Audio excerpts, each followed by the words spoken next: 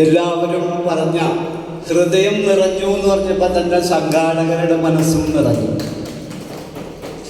അപ്പോൾ ഒരു വലിയ ചാരിതാർത്ഥ്യത്തോടു കൂടി ശിരസ് ഉയർത്തിയാണ് ഞാനിവിടെ നിൽക്കുന്നത്. കാരണം ഞാനിതിൻ്റെ പുറകിലുണ്ടായിരുന്നു എന്നുള്ളത് വലിയൊരു അഭിമാനമായിട്ട് ഞാൻ കാണുന്നു. നമ്മുടെ സൗഹൃദം പുഷ്പിച്ചിടും ഉപവനഛായയിൽ അല്ലേ, സൗഹൃദം പുഷ്പിച്ചിടും ഉപവനഛായയിൽ. ഈ ഉപവനഛായയിൽ ഒരു 3 നാൾ കൂടി ഉണ്ടാകട്ടെ എന്ന് മനസ്സ് പറയുന്നു. പിന്നെ നമ്മൾ കേട്ടിട്ടുണ്ടല്ലേ, കൊല്ലം കണ്ടവന് ഇല്ലം വേണ്ട എന്നാണ് കേട്ടിട്ടുള്ളത്. പക്ഷെ കവനം കണ്ടവനും ഇല്ലം വേണ്ടാണ്ടായി എന്നുള്ളൊരവസ്ഥയിലാണ്. കാരണം ഞാൻ ഒരു ദിവസം വീട്ടിലേക്ക് വിളിക്കാനേ മറന്നുപോയി. കാരണം അങ്ങനെ ഈ ഹരിത ഭൂമിയിൽ സൗഹൃദങ്ങളുടെ ഈ കൂട്ടായ്മയിൽ നമ്മുടെ ഭവാനി പുഴയുടെ തീരത്ത് ഭവാനി പോലും കവനത്തിനൊരു ആദോർത്ത് നിശ്ചലമായി എന്നാണ് ഞാൻ ആ സ്വാഗതഗാനത്തിൽ എഴുതിയത്.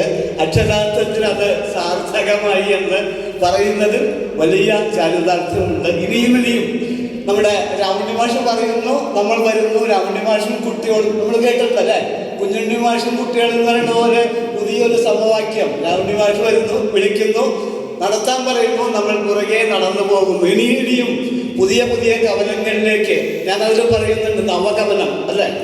നമ്മുടെ കവനത്തിലൂടെയാണ് തുടങ്ങിയതെന്ന് സത്യാനന്ദ മാഷ് ഉദ്ഘാടനം ചെയ്ത കവനം.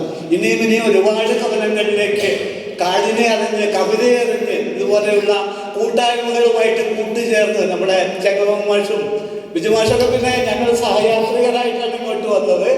സഹവാസം നടത്തിയത് ഞങ്ങൾ ത്രിമൂർത്തികളാണ്, ഞാനും ജിനം മാഷും ബിജു മാഷും കൂടിയാണ്. ഇനിയും ഇതുപോലുള്ള സഹവാസങ്ങൾ തുടരട്ടെ എന്ന് പ്രാർത്ഥിച്ചുകൊണ്ട് ഈ ത്രിമൂർത്തികൾക്ക് ഒരിക്കൽ കൂടി ഞാൻ പറയുന്നത്. കാരണം നമ്മുടെ കവിത കീറി പരിശോധിച്ച് നമ്മുടെ മുന്നിലേക്ക് വിളമ്പി തന്ന 3 ത്രിമൂർത്തികൾ, നമ്മുടെ ബിജു മാഷ്, ചെങ്ങമ്മ മാഷ്, ശ്രീജിത്ത്, ഇവർക്ക് ഒരിക്കൽ കൂടി ഒരു കയ്യടി കൂടി കൊടുക്കാം.